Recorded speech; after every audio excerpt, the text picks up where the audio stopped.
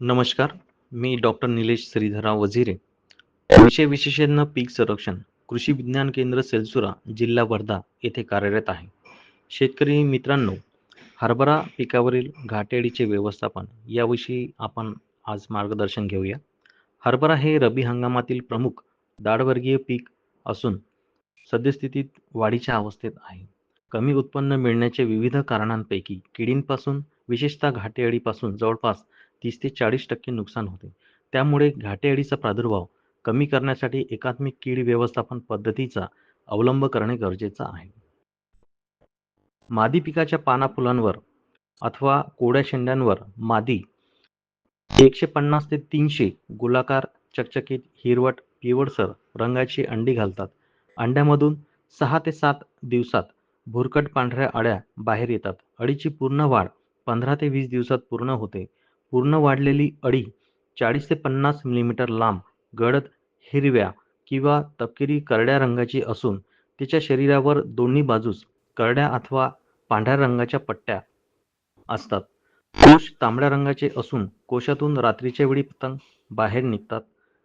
किडीच्या किडीचा जीवनक्रम 35 ते 40 दिवसात पूर्ण होतो. या किडीचा प्रादुर्भाव सुरुवातीच्या काळात अळ्या पानांच्या खालच्या बाजूस उपस्थित राहून पानाचा हिरवा भाग खातात.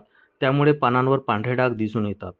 कळ्या व फुलधारणा झाल्यानंतर अळ्या त्या खातात. तसेच घाटे लागल्यानंतर अळी डोक्यावरील अर्धा भाग घाट्यात खुपसून आतील दाणे फस्त करते.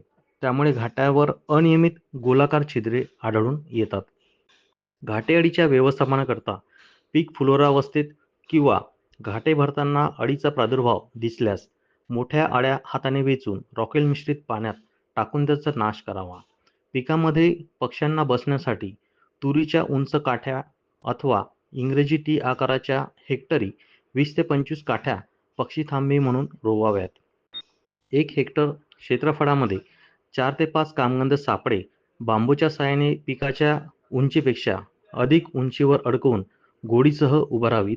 पिकाचे 1 मीटर लांब ओळीत 1 ते 2 अळ्या आढळून आल्यास अथवा 5% घाट्यांवर अळीचा उपद्रव दिसून येताच किंवा कामगंध सापळ्यात सलग 2 ते 3 दिवस प्रत्येक सापळ्यात 8 ते 10 पतंग येत असल्यास कीटकनाशकाची फवारणी करावी.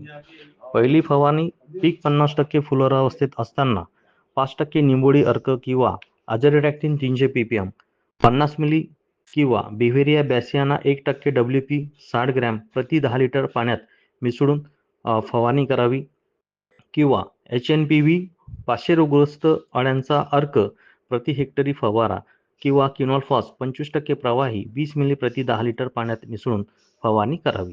पहिल्या फवारणीनंतर 15 दिवसांनी दुसऱ्या फवारणीकरिता इथिऑन 50% प्रवाही 20 मिली किंवा फ्लुबेंडामाइड 39.35% प्रवाही 2 मिली किंवा इंडोक्साकार 15.8% प्रवाही 6.6 मिली किंवा इमॅमेक्टिन बेंझोएट 5% दाणेदार 4.4 ग्रॅम किंवा क्लोरॅन्ट्रानिलिप्रोल 18.5% प्रवाही 2.5 मिली किंवा नोव्हेल्युरॉन 5.25% अधिक इंडोक्साकार 4.50% SC 16.5 मिली यापैकी कुठलेही एक कीटकनाशक प्रति 10 लिटर पाण्यात मिसळून फवारणी करावी.